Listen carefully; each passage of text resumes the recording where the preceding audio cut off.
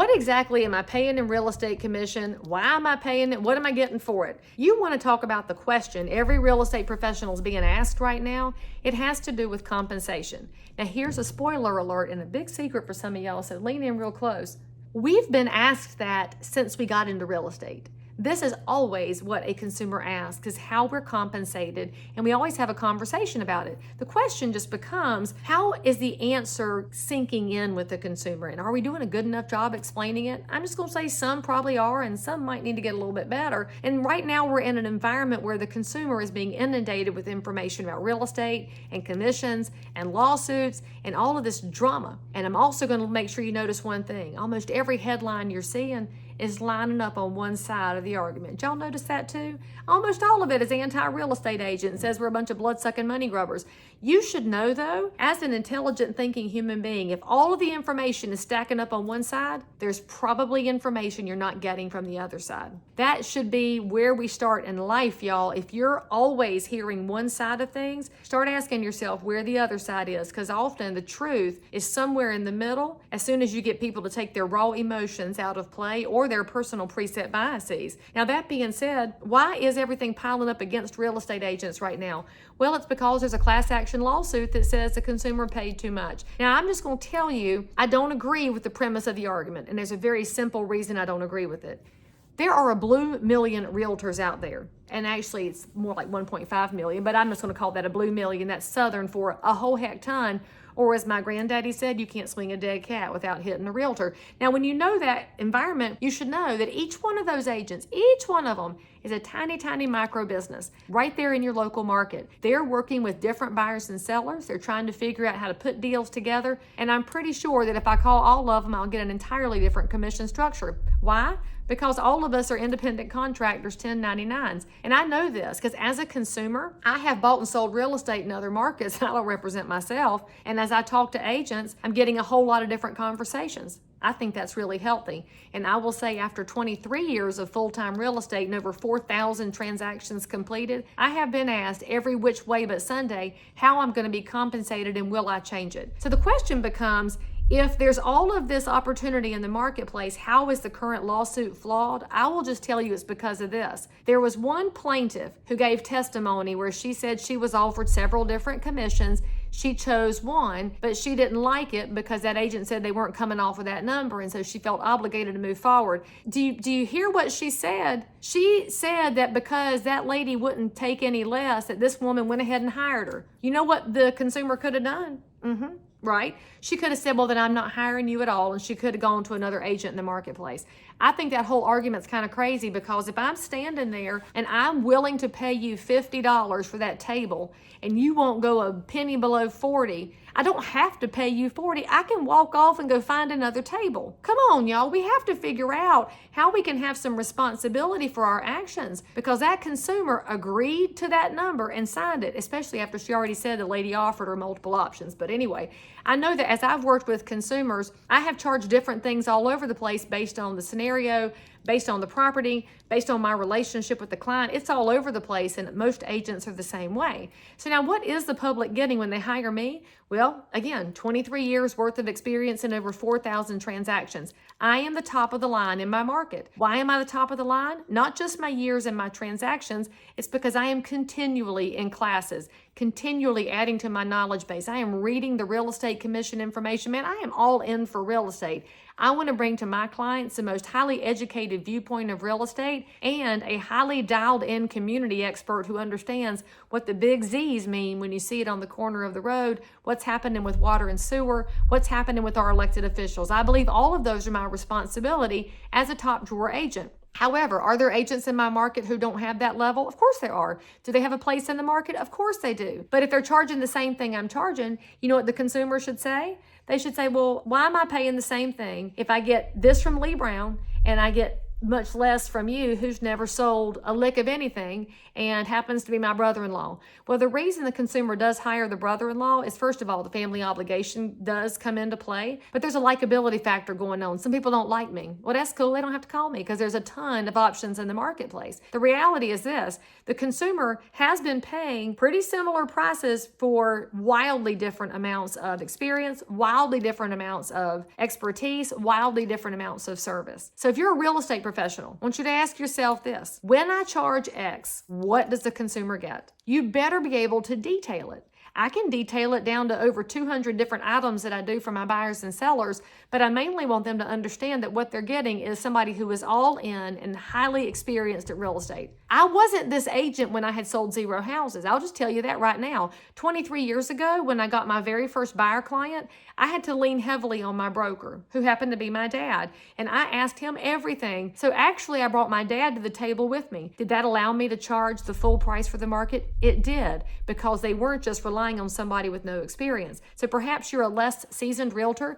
What are you bringing to the table? You better be bringing a great broker with you who can absolutely back up what you charge with value, benefit, knowledge, expertise, competence. When I got my first listing, I didn't really know how to run the numbers. It was so new to me. What did I do? Brought in my dad. We went to the house together. We were 2 for the price of 1. And my dad made sure that I never let the consumer miss a beat so that they would become clients. Now, here's the other thing I want you to know about what those commission dollars pay for. In addition to the knowledge and expertise, you're all over the place with that. When somebody goes from member of the general public, to whom I owe honesty and material facts, to customer, to whom I owe honesty and material fact, to client, signed paperwork. Now we are bond and we're bound together. We're one big family. I'm now their fiduciary. That's a big deal, y'all. That means I owe them skill, care, and diligence. Their best interest or my best interest. It also means my errors and omissions insurance is in play. I'm really not sure that members of the public understand how much liability we as agents carry. And frankly, I think sometimes we're a little too cavalier about it. I had a consumer call me and ask me questions about a transaction. You know what I had to say to them? I love you. I'm not your agent. Please call your agent. And they said, but I can't call my agent because she doesn't know. And I said, then call the agent's broker. I cannot give professional expertise to people who don't belong to me because I have liability. That's part of what the consumer pays for in those commission dollars. Y'all, you need to explain that a little better, because real estate is so fluid. Things change all the time. My goodness, we have the regulatory affairs going on. We have statutory things in our local municipalities. You have market changes. And of course, houses are built by humans. You don't really know what all is going to come down the pike. And that's why we have to carry insurance. That really matters to people. Now, let's go back to what the consumer is getting. They get you as a fiduciary. All right, so are you the highly experienced fiduciary or the very inexperienced fiduciary? Either way, once they sign the client paperwork, y'all are bound together. So the consumer should get to choose. They should get to choose if they want the less expensive option or the more expensive option. All right, so which one are you? Agents, come on now. Some of y'all are glad to be the Walmart option. You like charging less and providing less services. That's awesome. There's a consumer that's looking for you. I don't provide that. I provide a higher level of service and I'm more expensive. You know what?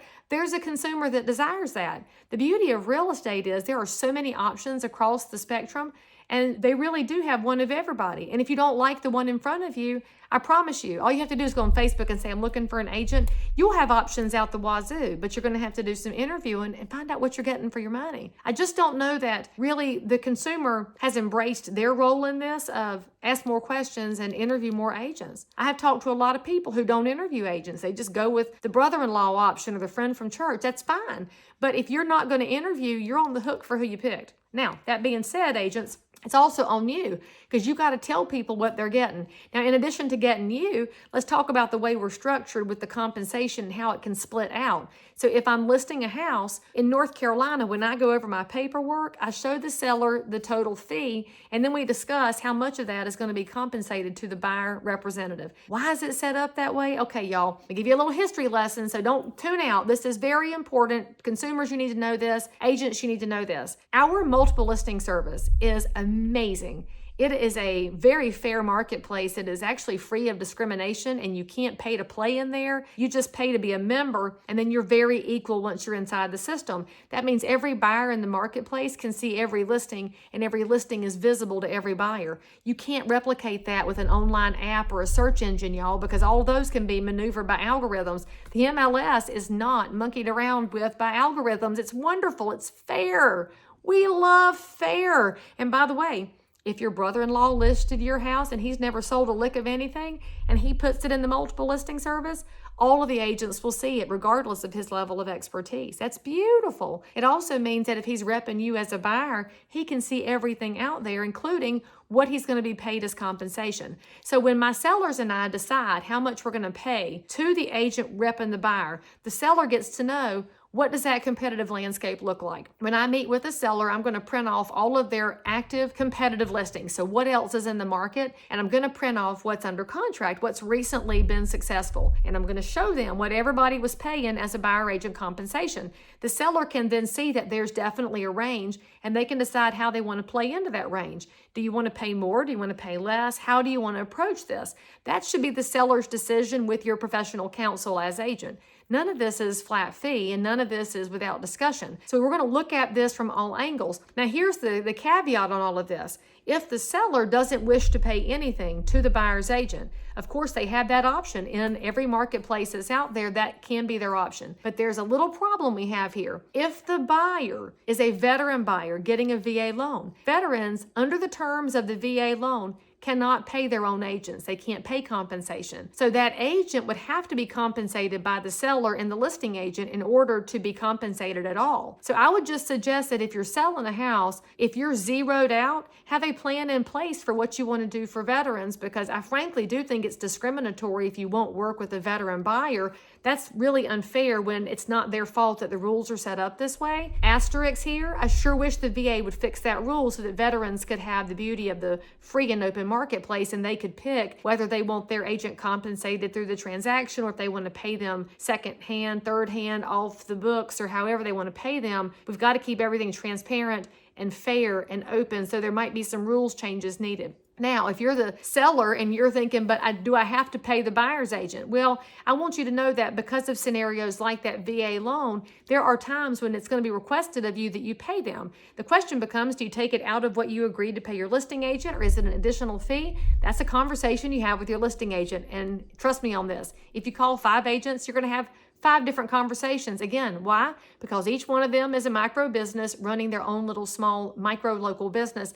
Everybody's different. And yes, that can be very aggravating to a consumer that this is not cut and dried. It is not easy. And I think that's frankly where these lawsuits came from, is there's just a lack of understanding about how muddy it can be when you have all these entrepreneurs running around out there doing some of the same things, but some very different things with different levels of knowledge and expertise with consumers who have different needs. At the core of it though, real estate is really personalized. What the seller needs varies from time to time. What the buyer needs varies from time to time. And so as a real estate professional, just be willing to discuss what you're providing for the dollar so the consumer can negotiate. And consumers, if you don't like what you're being told is the fee, then go find another agent. It's really just that simple.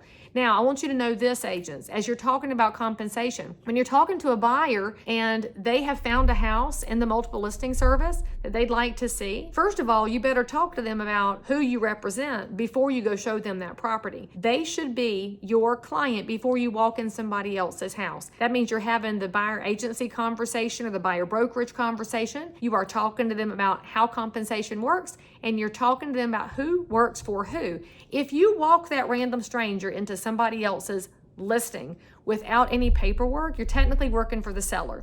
And that means your obligations get really muddy. So be very clear. Buyers deserve to know if their agent is fully in their corner or if they're halfway in the other camp. And the listing agent should know that the agent bringing somebody in their house has gone through these conversations and that there's a clear awareness of how that consultative process works and who works for whom. So let's say you're talking to that buyer during consultation and they found the perfect house. They love you. They think you're knowledgeable and great. You're going to show them what you charge. Then they find the perfect house and it doesn't pay anything. You're going to have to make sure they understand that you can't refuse to show it based on compensation, because that will be a violation of your pocket card, which is your obligation to protect what? The public trust based on your state regulatory body. And so you're going to have to explain to that buyer how they can compensate you.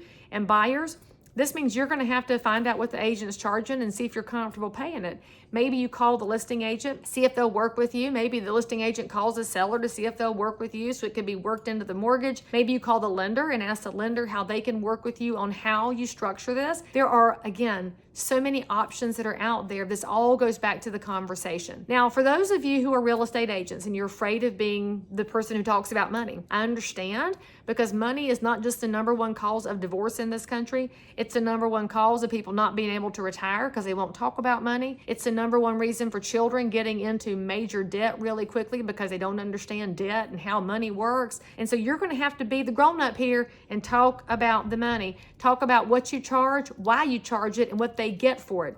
And then, by the way, make sure you're talking about what they get long term. When I buy a car, I drive a blue oval. You know, I love my Fords, and I have a Ford Explorer. Part of my deal buying that car was the extended service plan. Why did I buy the extended service plan? Because I want my dealership, which is Hillbush Ford in Kannapolis. I love them. I want them servicing my vehicle because they know the car and they know me. So I paid for additional cost to have service after the sale. If you're the real estate pro who provides service after the sale, you do the planning and zoning commission in your county, you've got the inside scoop on that, you're paying attention to the school board, you're able to keep them up to speed on changes in their neighborhood, make sure they know you're going to provide that long term, because that's part of what they're paying you for anyway, is you staying in the business so they can receive top advice for the long haul on this, their largest financial instrument.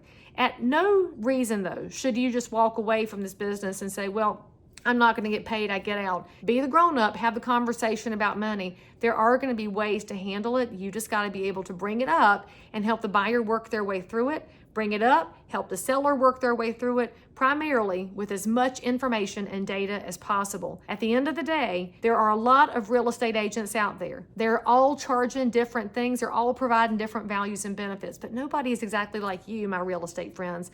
So figure out what you're bringing to the table that's different, showcase that. And if somebody wants your services, they know exactly what they're getting. And if that doesn't fit what they want because of price or because of what they're looking for, they don't have to accept it. Either way is okay, because there's a butt for every saddle. And the best thing about these real estate lawsuits right now is that it's providing an opportunity for conversation with the public that's very overdue. Because, spoiler alert, this is not Selling Sunset. This is not HGTV. Real estate is real life. Real estate is local entrepreneurs. And real estate at its core is a very personalized business that impacts people's finances for the long haul. So let's take it with a really good eye to what we do, why we do it, what the consumer gets, and do it better than ever before.